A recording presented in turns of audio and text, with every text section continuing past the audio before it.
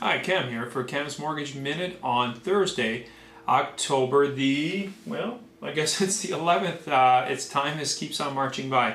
Today I thought we'd switch gears a little bit and let's talk about landlords and tenants. That's right. I mean, a lot of, with what's happening in the market, folks are opting now to turn into landlords as opposed to selling their properties.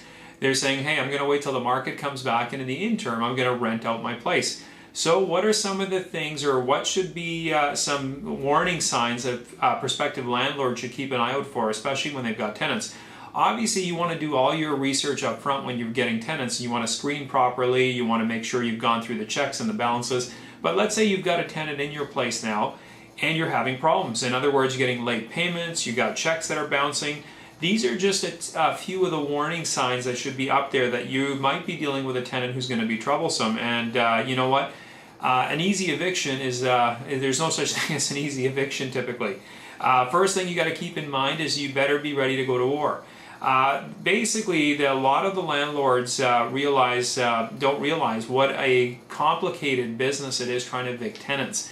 It is a process. You have to go through a plethora of things, and you have to follow the guidelines of the residential tenancy office, and you better know those, because it is not simply just giving somebody a notice and waiting for them to leave. Now, you also need to know what the facts are and what fiction is. That's right.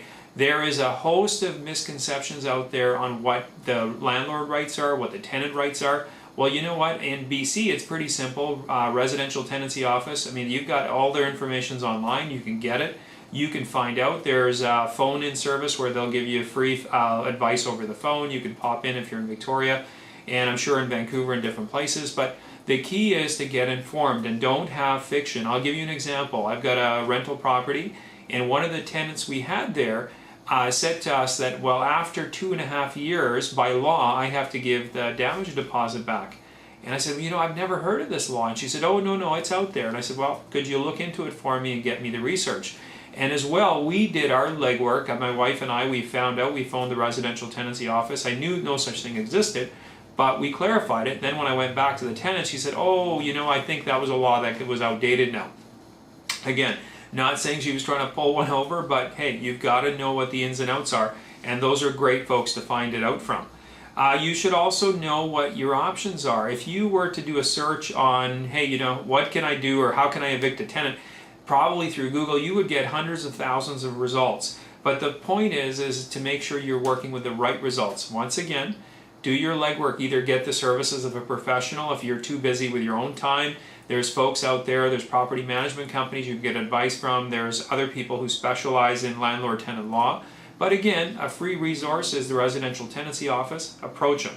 Now, the other thing you should also keep in mind is when you're starting to get problems with a tenant, nip them in the bud right away. Don't wait. Don't be giving a lot of second chances and hoping that somebody's going to change. I mean, no doubt if somebody's going through a hardship, you want to be fair and reasonable. Hey, nobody argues that.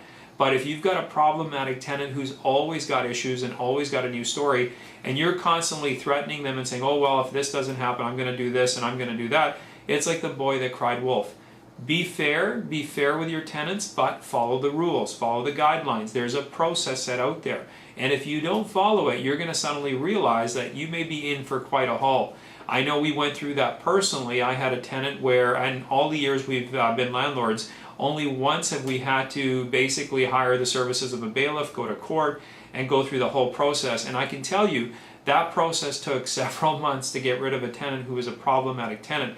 And not only that, I was utterly surprised at the end where I wound up paying to store this person's items in a storage locker for 45 days because I was required by law to do so. Again, things that I had no clue about. So I, like you, learned a lot through that process. My wife pretty much, thankfully, manages our stuff now. But quite honestly, that's really what you have to go through, is you have to check with the residential tenancy office, find out the rules. Because again, being a landlord is rewarding. It can be quite good. You're providing somebody a home and shelter as long as you're doing it at reasonable rents. And that's another thing, reasonable rents. A lot of landlords get caught up in, hey, what's the most I can get? Don't be like that. The key that you have to look at is what's a fair rent that's not going to get you turnover. There's no point in renting out your place for $1,200 a month when, let's say, you know what, 1,000 or 11 would have got you somebody who wasn't going to have turnover all the time and they would stay for a long time. losing a month or two can add up very quickly, and an extra $100 a month isn't going to be the end of the world. Anyway, I hope that's given you some insight and some tips on it. Pretty easy. If you Google Residential Tenancy Office BC, you're going to find their site. You're going to find all the information. Good place to start, especially if you want to be a landlord. Also, if you want to be a landlord, talk to some of your friends. Get their advice. Ask them, people who are landlords, hey, what are the pros? What are the cons? Make sure you're the kind of person who wants to be a landlord. And if you're not, there's enough property management companies who will do the work for you and will do the due diligence. Of course, they take a fee, but hey, they're providing a service. So, you know what? It is a good idea to compare the options and see where you stand.